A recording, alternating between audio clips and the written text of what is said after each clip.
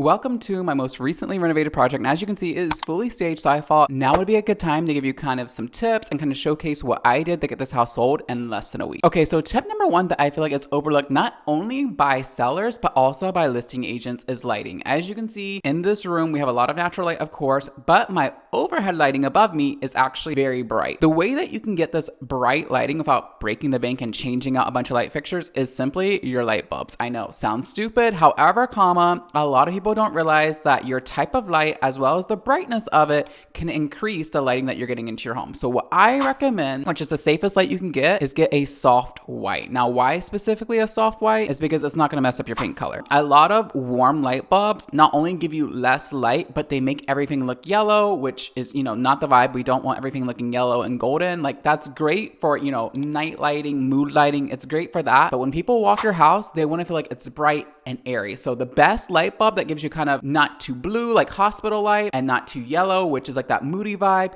is soft white. So take this in consideration when you're walking your property, especially in your bathrooms. You want that bright lighting because that's where the girls are getting ready, that's where they're doing their makeup, and most of the time a lot of bathrooms don't have natural light, so it's very important we make those areas very bright, as well as your kitchen. So moving on, and as a real estate agent as well as an investor and sold millions of dollars in real estate, the biggest thing that buyers notice and that sellers do not is the smell of your property. Now let me tell you, I don't know if you guys remember that Febreze commercial where they would literally showcase these people living in these like stinky areas or like visibly disturbing areas that probably smell really, really bad. But the whole point of the commercial is to show that, you get used and accustomed to the odor in your home, regardless whether it's positive, negative, whatever. And I can just about tell you, even if you're a clean person, it is best to do a plug-in. It's the cheapest way. Do not burn candles. Do not burn candles. Because when you put those out, it smokes up your house. It leaves a funky odor as well. So my best recommendation, if your house is going on the market, is to do a simple plug-in. Now, the key with these plugins, don't get some funky scent. I always go with something natural. So like lavender or like a fresh scent. I don't get too crazy, and don't put it on high. Just make it very minimal. That way, when you walk in, you get like a fresh smell. It's not like, ooh, I can smell, dirty laundry, or ooh, I can smell they just cooked something. You want the house to smell fresh. So I do one plug-in in every other room, and I put it on the lowest setting. That way, it's not too overbearing, but it's just a little fresh scent. So when people walk in, it feels more inviting, and it doesn't have a very distinct smell. Okay, you guys, let's get into the next one, which is decluttering. Now this, you kind of need someone to walk your house and tell you what you need to declutter. I hear sellers all the time that say, my house is not cluttered,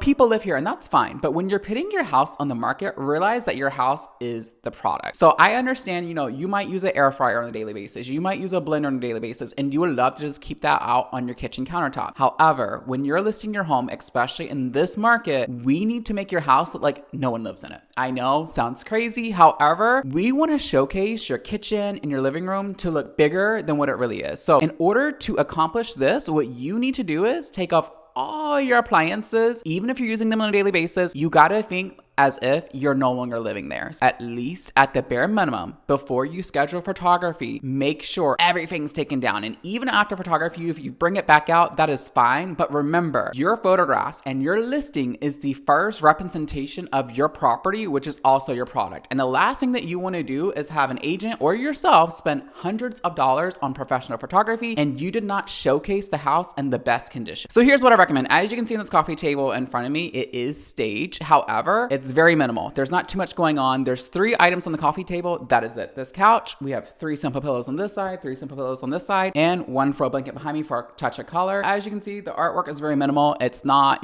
pictures of somebody or someone. Very minimal. Add some texture. Looks really great. But I like to keep it simple. As you can see, the color palette, very neutral, nothing crazy. In your bathrooms, if you have products just scattered all the way throughout the shower, maybe just dial that back a little bit, because essentially what you're showcasing is, wow, they have to have all of this sitting out. There must be a lack of storage in this home. So you really got to think in the point of view of the buyer. If you have everything just sitting out on your counters, for you think of it as functional, like, well, I just don't want to have to get it out, but I do have a storage place. Buyers are not going to think that way. They're going to see, okay, they have appliances sitting out. They have makeup products sitting out. They have this sitting out. They're going to think, oh my God, this house must have a major lack of storage, and trust and believe they're gonna go right on to the next house. Okay, so my next thing that I love to do, especially when I'm staging, is adding a plant in almost every single room. Maybe not every room, but you know, I love a good plant. Plants add this life and earthy tone. You know, earthy tones are really in right now, but it just adds this elevated experience. As you can see, I have one right here. I think it's in frame. I try to add one big statement piece like this in every other room. So maybe in your living room, maybe in your primary bedroom if it's large enough. And in other areas, you can sprinkle smaller plants, but I highly recommend at least just doing one, especially in the entryway or in an area that gets a lot of natural light. I like to get these trees right here. It was like $50 on Amazon. I'll link it down below, but having something like this just brings so much life and color to the room without trying too hard. So you remember earlier when I was like, you know, you needed a clutter. This is a great way to just add something back in. If you're like, well, I don't want my house to literally look like a hospital. I want some type of color. This is a great natural color that you can add in. Really brings in the earthy vibe, which is really in for the end of 2025 and 2026. But yeah, add in a plant, add in a smaller plant, add in something like this, like a nice centerpiece that's kind of neutral.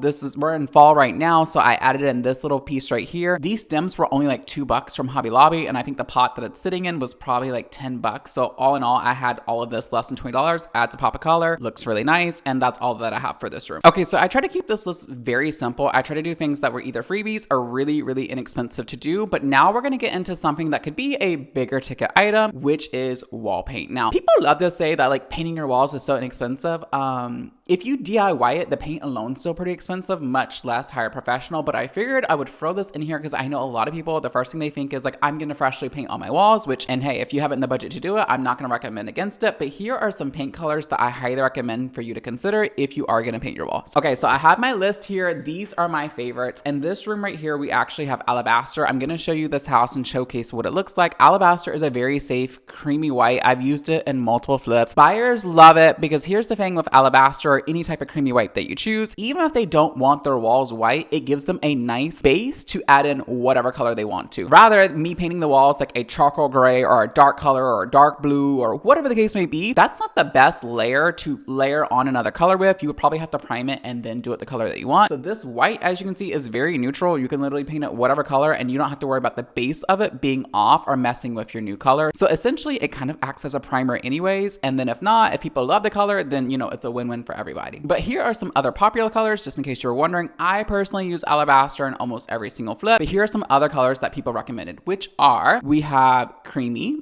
shoji white, natural linen, Swiss coffee, and of course you want to keep your trim and ceilings a clean classic white. I know right now color drenching is a huge thing, but I do not recommend this if you are going to list your property unless it's like some $1 million property that you had an interior designer come in and really just deck your house out. I recommend just keeping it safe. I know a lot of people don't like the word safe, but if you're gonna put your house on the market, especially in this market, buyers are pickier than ever. So I highly recommend, you know, if you have some things that you did that was once upon a time a trend or something that is very personalized to you, I recommend dialing that back a little bit and kind of sticking with the basics, the safe colors, stick with the basics, stick with the safe, because I would hate for a buyer to come back in and tell you, hey, we don't really like your color scheme. We don't really like what you chose. And now we're requesting that you give us X amount of dollars in closing costs because we're gonna have to go back in and repaint your entire house after you just had it painted. So the best way to do this, get a safe color. That way everybody can walk in and kind of envision their furniture and themselves living there because the color is not too crazy. And if you're gonna repaint, I always highly recommend eggshell. This is more durable. And I actually tell, you know, buyers agents or buyers that we did use eggshell because a lot of people are now catching on that flat paint is not very wipeable. If you try to wipe it with a magic eraser, you're literally gonna magic erase the paint away. So I always tell people, and I kind of use it as a marketing tactic, that we did freshly paint the house, but we also painted it with an upscale paint, which is eggshell. Huge marketing tactic there. Upgrade your paint to eggshell. Huge selling point. Now, very, very quickly, I wanted to give you guys a quick bonus tip. If you are going to hire a real estate agent, which I hope that you do, make sure that they are getting professional photography. Not only that, you should request that you see the photos before they actually post them, and here's why. It's because if you've seen your house in person, for instance, and you feel like the photos is not representing your property very well, maybe the edits are off, or maybe, you know, they overly brighten your photos and now all your paint looks washed out, everything looks stark white. You want to correct them, and if you're gonna list your house yourself, you need to hire a professional photographer. And I would hate for you to do all this work for you to just not really showcase what you did correctly. So I really hope you enjoyed this property tour and my tips and tricks. If you have any questions, I'm gonna leave an email link down below. Feel free to reach out to me and I will try to answer them the best that I can. If you like this type of content, you want more tips and tricks, you want to learn about designing or renovating properties, then definitely think about subscribing and leaving a like down below, and I will see you guys in the next video.